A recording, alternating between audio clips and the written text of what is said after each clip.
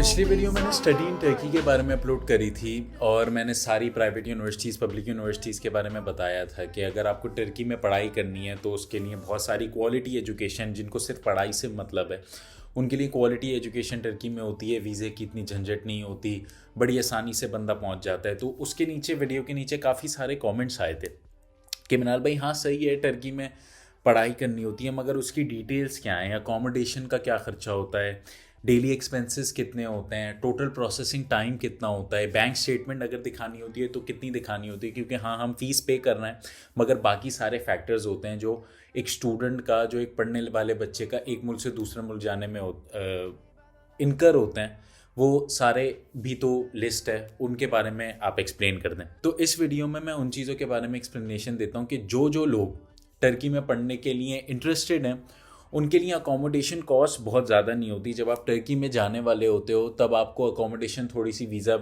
Officer को show करानी पड़ती है कि हाँ आपने बुकिंग कराई हुई है।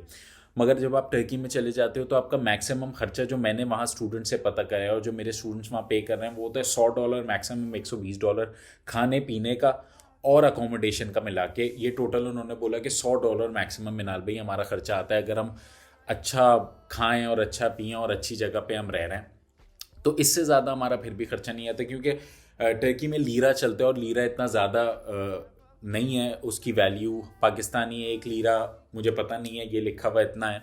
वहाँ इतना ज़्यादा अकोमोडेशंस की कॉस्ट नहीं आती। तो ये एक बहुत अच्छी बात है कि स्टूडेंट्स को जो पार्ट टाइम जॉब्स होती हैं वो बहुत आसानी से मिल जाती हैं और पार्ट टाइम जॉब्स की वजह से वो बहुत आसानी से अपने एक्सपेंसेस बेयर कर लेते हैं और अपनी फीसेस वीसेस निकाल लेते हैं।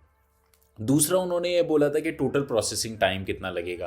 तो अभी अगर एडमिशन्स चल रहे हैं और फरवरी में क्लासेस हैं या जनवरी के एंड से क्लासेस शुरू होंगी तो टोटल 1 से 1.5 महीना, मैक्सिमम 2 महीने लगते हैं, क्योंकि एक हफ्ते में एडमिशन लेटर आ जाता है, प्री एक्सेप्टेंस लेटर आ जाता है, फिर आप फीस जमा करवाते हो, वीज़ा अप्लाई करते हो, 1 हफ्ता 2 हफ्ते वीज़ा आने में लगते हैं, कभी कभी फ़ौरन वीज़ा भी लग जाते हैं। तो तकरीबन फिर आपकी तैयारी होती है, 10 चीज़ें खरीदनी होती हैं, वो कंप्लीट करते करते आपके 1 से 1.5 महीना 2 महीना लग जाता है और फिर आप इतने, ये टोटल प्रोसेसिंग टाइम है टर्की का। इससे ज़्यादा आपको नहीं लगना चाहिए।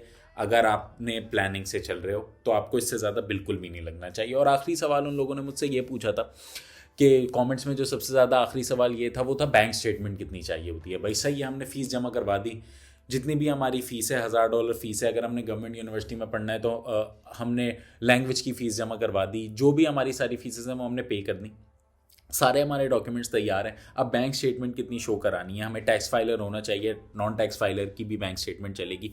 तो आपको कोई भी स्पॉन्सर कर सकता है, आपके पेरेंट्स आपको स्पॉन्सर कर सकते हैं, ज़रूरी नहीं आप अपनी बैंक स्टेटमेंट शो कराओ, एक एफिडेविट बनवा लो कि भाई ये मेरे वालिद साहब हैं या ये मेरे चाचा मामू ताया जो भी हैं और ये मुझे स्पॉन्सर कर रहे हैं। और टोटल बैंक स्टेटमेंट वैसे इतनी ज़्यादा दिखानी नहीं होती, 5-6 लाख रुपए बैंक स्टेटमेंट दिखानी होती है, जो आपकी 3-4 महीने पुरानी भी हो तो भी चलेगा। मतलब 3-4 महीने से आपके अकाउंट में ऐसा नहीं कि 0 हो और फिर अचानक से 4 लाख रुपए एक दिन आ जाएं, 5 लाख रुपए एक दिन आ जाएं, ऐसा नहीं करना है।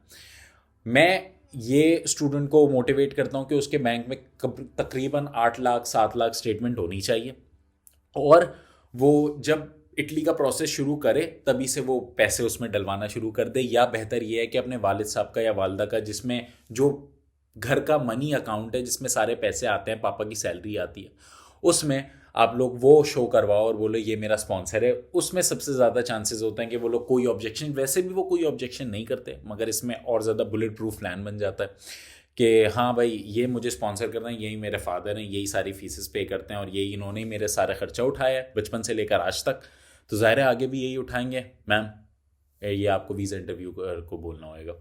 तो आप लोगों को इटली की तरह वहाँ 20-30 लाख रुपए बैंक स्टेटमेंट नहीं दिखानी पड़ती, टैक्स फाइलर होना नहीं ज़रूरी। इटली में ऐसा है कि आपको टैक्स फाइलर होना ज़रूरी है, 2 साल का आपका FBI टैक्स क्लियर होना चाहिए। तो वहाँ ऐसा नहीं है, आपकी 5-6 लाख भी होएगी स्टेटमेंट, वो लोग आपको ऑब्जेक्शन नहीं देंगे। और अगर ऑब्जेक्शन उन्होंने दी भी तो आपसे बोलेंगे कि अपनी बैंक स्टेटमेंट थोड़ी सी बढ़वा के ले आओ, आप थोड़ी सी बढ़वा के ले आओ। और 5-6 लाख रुपये की भी 3-4 महीने की अगर आपकी पुरानी बैंक स्टेटमेंट हो तो आपका वीज़ा लग जाता है।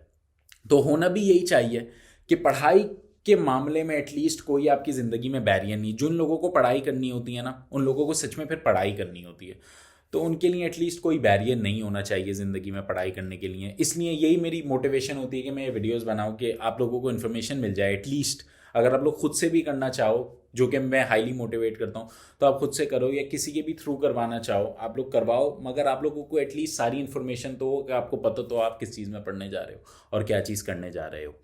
तो ये टोटल सवाल आए हुए थे नीचे, और ये आए हुए थे, और एक सवाल ये आया हुआ था कि आप हमें गवर्नमेंट यूनिवर्सिटीज़ के बारे में भी एक्सप्लेनेशन दे दें सारी, क्योंकि उसमें लैंग्वेज कोर्स करना होता है, मगर गवर्नमेंट यूनिवर्सिटीज़ का ये होता है कि उसकी पर सेमेस्टर फ़ीस बहुत कम होती है, या पर ईयर फ़ीस बहुत कम होती है, $500 फ़ीस होती है। जैसे अगर किसी प्राइवेट यूनिवर्सिटी की 1000 से $1500 फ़ीस है, या $2000 फ़ीस है पर सेमेस्टर, या पर ईयर भी मास्टर्स वालों के लिए $2000 एक यूनिवर्सिटी है उसकी फ़ीस है पर ईयर, तो उसके कंपैरिजन में $700 मास्टर्स वालों की फ़ीस होती है पूरे साल की, और $500 बैचलर्स वालों की फ़ीस होती है पूरे साल की गवर्नमेंट यूनिवर्सिटीज़ में, पब्लिक यूनिवर्सिटीज़ में पढ़ने के लिए। मगर उसमें होता ये है कि आपको पहले एक लैंग्वेज कोर्स करना पड़ता है। लैंग्वेज कोर्स कोई भी कंट्री जैसे जर्मनी में भी आपको प्राइवेट स्कूल से करना पड़ता है ज़्यादातर ना, गवर्नमेंट यूनिवर्सिटीज़ इतनी करवाती नहीं है, तो उसकी फ़ीस लग जाती है।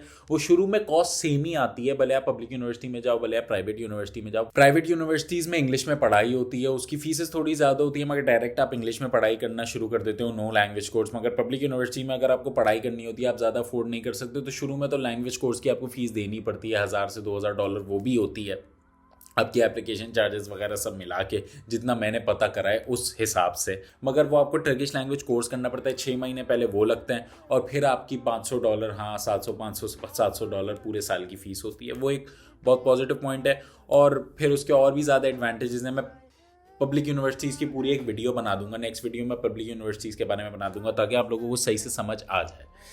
तो ये थे सारे सवाल जो उस वीडियो में थे। तो if you guys have any other questions, put them down in the comment sections below. अगर आप लोग ये वीडियो देख रहे हैं अभी तक, तो इसका मतलब मैंने सही एक्सप्लेन कर दिया, तो why not subscribe to my channel और share my videos if possible. तो फिर आई सपोज आज के लिए इतना ही, तो कल मिलते हैं ना। Peace out.